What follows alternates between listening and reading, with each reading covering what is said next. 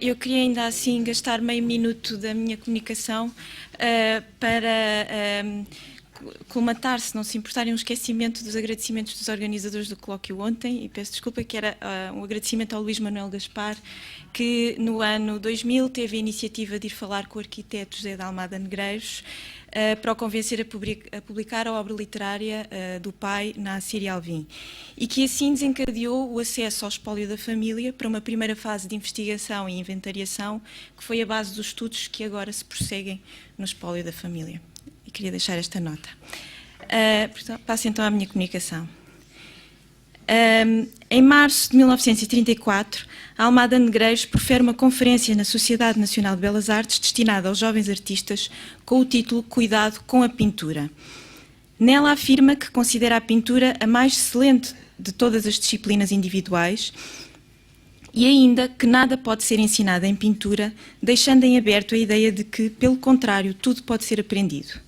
O título vem do alerta que deixa para que os pintores não armem ao efeito, a expressão é dele, para que não se deixem inebriar pela sua capacidade de artifício e antes encontrem a sua verdadeira e madura expressão individual.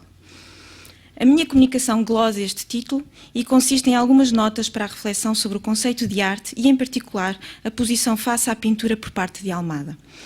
Gostaria de focar brevemente 3 conceitos ou instrumentos de organização do seu discurso sobre arte que se distinguem desde cedo na sua obra e que o acompanham até ao fim da vida, consolidando a sua atitude artística e de pintor e que lhe estruturam, além do mais, uma ideia de modernismo.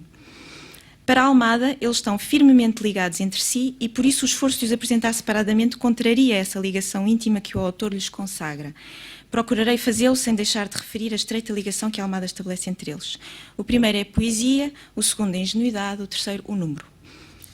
Quanto à poesia, Almada apresenta-se antes de mais como poeta, com maiúscula. Poeta de Orfeu, futurista e tudo, poeta sensacionista e Narciso do Egito ou poeta futurista. Conta num texto mais tardio que, ao lhe perguntarem a profissão quando chegou a Paris, respondeu poeta, com P grande. No entanto, a poesia em Almada Negreiros reveste-se de um significado mais lato do que é habitual. Para ele, como deixa escrito em Mito, Alegoria, símbolo, a poesia é o comum de toda a arte. Em vários textos, éditos e inéditos, é mencionada esta ideia de que é a poesia que opera todo o fazer artístico. Isto resulta de um entendimento da poesia diretamente ligado ao seu significado etimológico. Vem da palavra grega poiesis, que significa fazer. Mais concretamente, significa para os gregos antigos fazer para deixar a sua marca no mundo, para contrariar, através da criação, a condição mortal. Ser poeta é então para Almada um caminho para uma forma de imortalidade. Se no prefácio ao livro de qualquer poeta, de 1942, menciona o ato vitalício da poesia, numa pequena intervenção que faz em 1962, afirma logo no título que poesia é criação. Distingue-a de poetar, que consiste em fazer versos e que representa apenas uma das formas possíveis de manifestar essa criação. Isto mesmo fora dito também na palestra radiofónica de 1935, Radiotelefonia e o Teatro, que a Sílvia Laureano Costa apresentou ontem e que fora já localizada e inventariada no espólio da família no primeiro trabalho de inventariação levado a cabo entre 2000 e 2003 para a publicação da obra literária Nassir e Alvim. Na intervenção Poesia é Criação, é apresentada como condição para o poeta o autodidatismo e a liberdade de se ser espontâneo. Diz ele que o poeta é, e passo a citar, intempestivo e imprevisto, sem aviso prévio, parece geração espontânea. É a poiesis que se manifesta em todas as expressões artísticas a que Almada recorreu, da conferência performativa à dança, da poesia ao teatro, da crónica ao ensaio, da pintura à escrita de contos. É ela o meio para o que chama de arte unânime. Uma arte que manifesta uma totalidade que é um comum universal.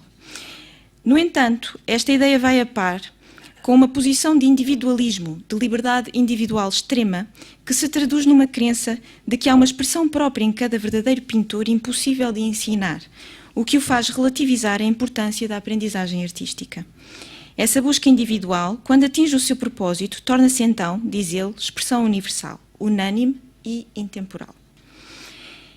É, porém, necessário dizer de novo que a pintura ocupa lugar de eleição em Almada, que utiliza abundantemente analogias pictóricas na sua obra literária, convocando formas e cores, bem como um estilhaçamento da narrativa, em que podemos encontrar paralelo na imediaticidade da leitura que uma pintura possibilita. Esses recursos pictóricos resultam em descrições absolutamente ímpares e insólitas. A sua escrita é, na feliz expressão de Vítor Silva Tavares, um pintar literário. E será na pintura que focará o seu discurso sobre modernidade. Já voltarei a esta questão. Sobre o segundo conceito, ingenuidade. Embora seja mais tarde que a palavra ingenuidade surja no discurso de Almada, é preciso remontar ao momento futurista para entender que há uma matriz comum com a vanguarda do início do século, nomeadamente com a do futurismo de Marinetti, que está, como sabemos, muito presente na redação do texto da Conferência Futurista de Almada, proferida em 1917 no Teatro da República. Ora, o Manifesto Futurista de Marinetti relatava um momento de purificação, de renascimento depois de um mergulho em detritos industriais, surgindo dessa espécie de líquido amniótico do futuro, um homem novo, futurista, apologista da velocidade, do progresso técnico, da guerra como limpeza, do meio, como meio para fazer tábua rasa do passado. Foi já dito num famoso texto de Rosalind Krauss que a originalidade da vanguarda tem muito mais a ver com o regresso à origem do que com uma necessidade de fazer obras originais. Pelo contrário, a repetição e a cópia são, na verdade, o que domina a arte do século XX.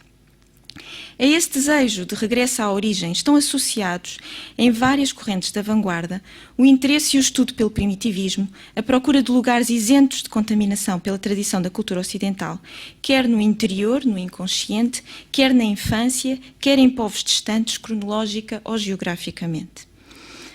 Depois da morte dos seus companheiros de Orfeu, do que referiu ser a perda irreparável de ver os seus amigos mortos, Almada convive com as meninas da aristocracia com que cria o Clube das Cinco Cores, de que ontem a Sara Afonso Ferreira falou, numa exposição notável de uma pequena amostra do que é o imenso material documental que existe sobre essa relação e que confirma a fecundíssima fonte de inspiração que a sua jovialidade infanto-juvenil das meninas representou para Almada. Em 1921, essa inspiração resulta na publicação e apresentação da Conferência à Invenção do Dia Claro. No prefácio ao livro de Qualquer Poeta, de 1942, em que assina, passo a citar, reaver a inocência, ex libris de José de Almada Negreiros, pintor, nesse prefácio faz o repto à desaprendizagem e ao sonho. Diz ele, no sonho atingimos o que ainda não somos. E o repto também à abertura ao mistério. Noutra conferência, Elogio da Ingenuidade ou As Desventuras da Esperteza Saloia, de 1936, Almada deixa claro, recorrendo à etimologia da palavra, do que se trata quando fala de ingenuidade. Ingênuo, proveniente do latim ingenus, significaria, segundo conta, nascido livre. E servia no direito romano para separar os escravos dos não escravos, dos nascidos livres. Eram os ingênuos. Este primitivo significado reveste-se de particular importância para a Almada, na medida em que clarifica o seu uso da palavra. Ingenuidade é para ele liberdade de olhar o mundo sem preconceitos, uma liberdade a ser voluntariamente conquistada. Mas, segundo diz, e passo a citar, é a própria luz de toda a nossa resistência moral. Fim de citação. Na ingenuidade está a liberdade máxima do homem para o sonho e a admiração.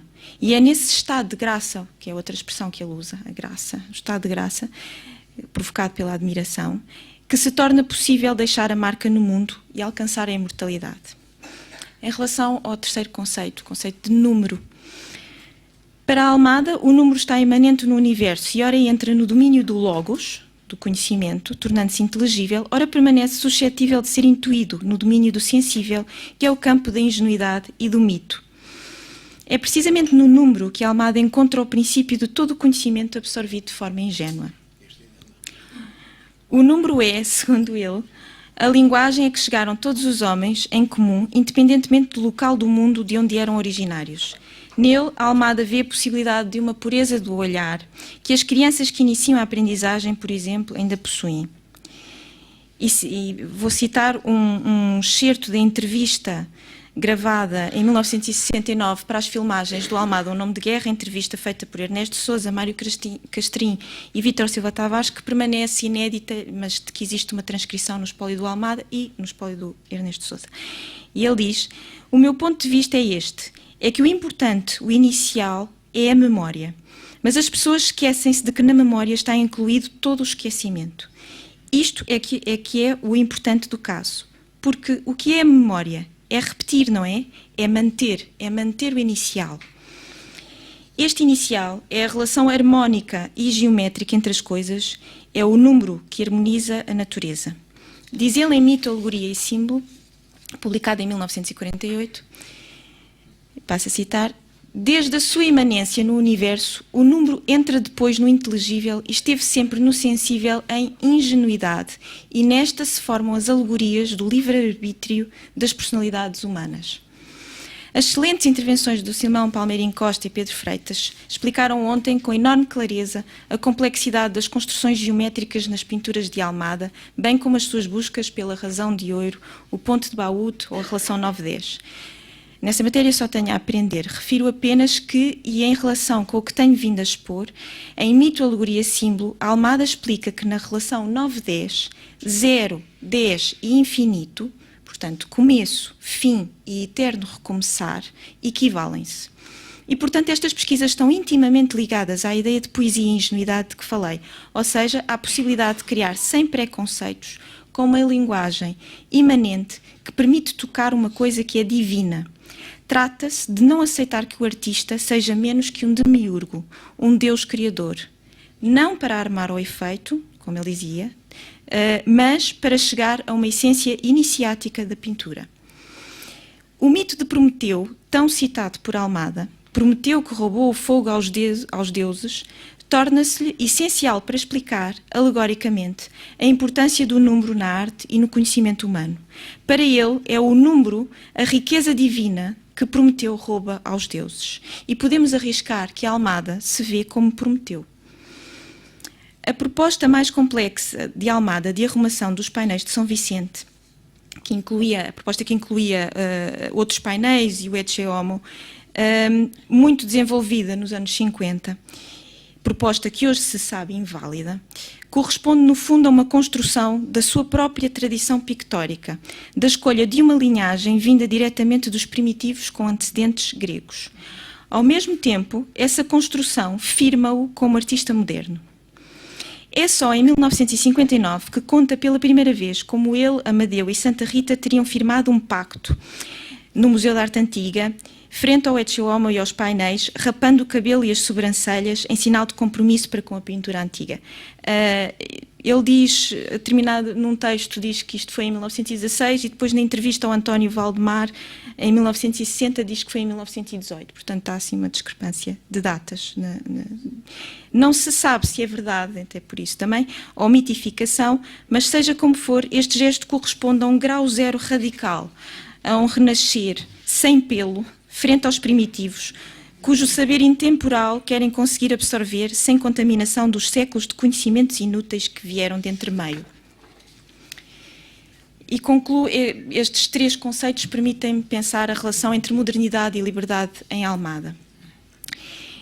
Estes três aspectos falados, então, são condição essencial de modernidade para Almada Negreiros. Isso é notório na conferência cujo título glosei, Cuidado com a Pintura, em que a pintura é apresentada como a mais moderna das artes.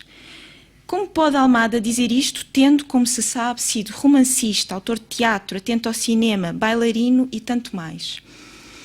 A resposta pode ser encontrada na sua constante afirmação de necessidade de liberdade na arte. Na conferência citada, a liberdade é apresentada como condição de modernidade. A posição do artista moderno é a do liberto, e passo a citar dessa conferência. Liberto do passado, liberto do abstrato, liberto do concreto, liberto do céu e do inferno, liberto dos mitos e das realidades, absolutamente liberto de toda a espécie de chassis e esplendidamente harmónico dentro dos limites incomensuráveis do humano.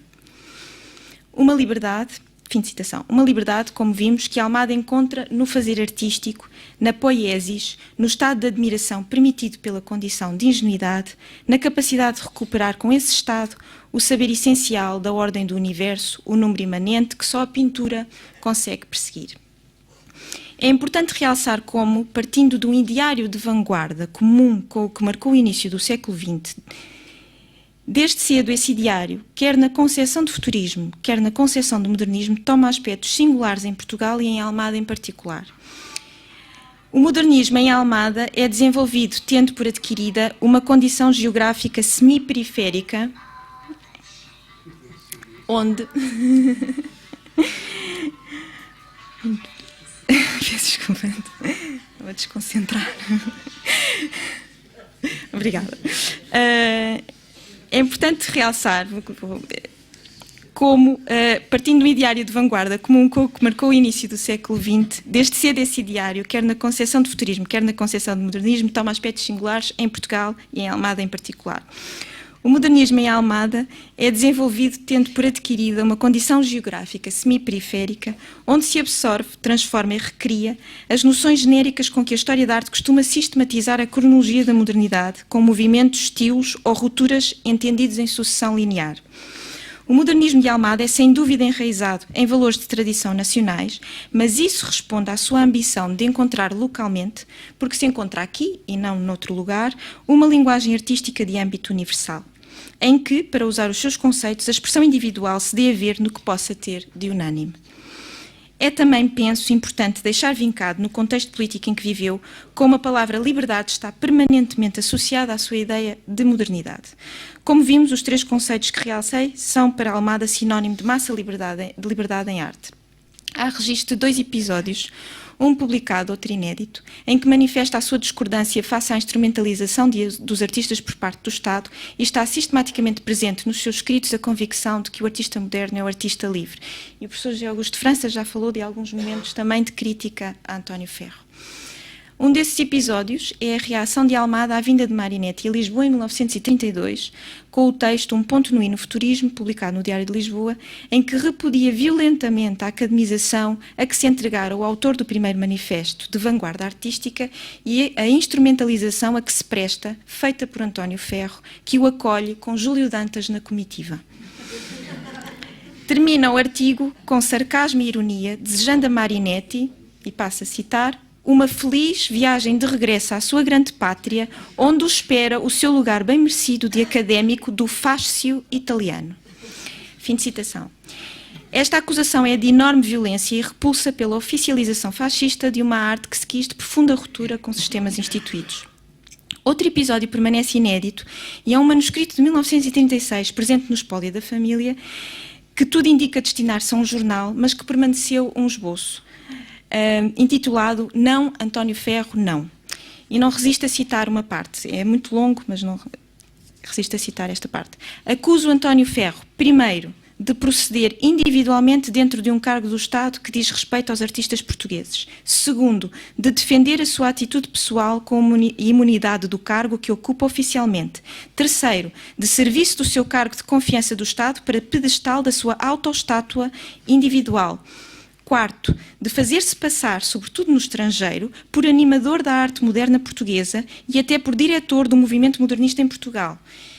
E vai por ali fora. Oitavo, de tomar iniciativas de ordem artística como diretor do Secretariado da Propaganda Nacional, sem se consultar publicamente com os artistas e, pelo contrário, fazendo vergar a ação da sua influência oficial e desvirtuando o sentido de tudo quanto os artistas modernos portugueses vinham conseguindo heroicamente há 20 anos e por seus próprios méritos pessoais. E ele continua até ao ponto 13º, e não posso citar mais, não há tempo. Eu gostaria de terminar só com uma imagem.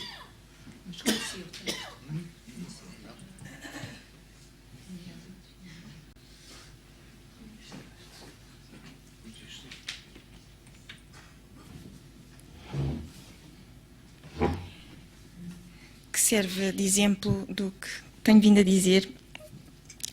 Gostaria de terminar com a pintura que se tornou o ícone de Fernando Pessoa, feita por Almada em 1954, como disse o professor José Augusto de França, para o restaurante Irmãos Unidos, e repetida em espelho em 1964 para uma encomenda da Fundação Carlos de Gulbenkian.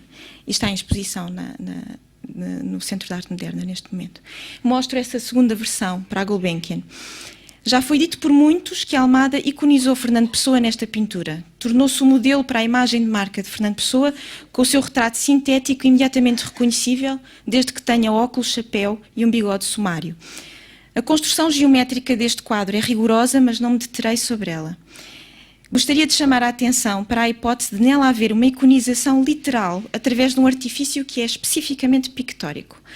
Pessoa é representado sentado na zona de sombra de uma mesa.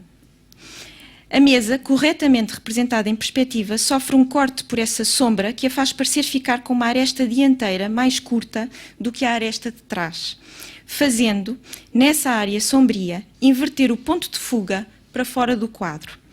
Este efeito é intensificado pela ligeira curvatura das fileiras dos ladrilhos no chão, que acentua o facto de parecer que a pessoa se debruça sobre nós. A perspectiva invertida, não geométrica e não realista, é uma forma de representação comum nos ícones medievais, nos quais se procurava tornar a imagem mais próxima do crente e fazer com que o crente sentisse essa proximidade. Aqui a imagem é tornada pagã e moderna. A iconização é de Fernando Pessoa, mas é também do próprio Almada, não só enquanto companheiro de Pessoa no grupo de Orfeu, que é citado na pintura, mas também como o pintor que cria ícones na pintura do século XX e, ao fazê-lo, concretiza a sua poiesis. Muito obrigada.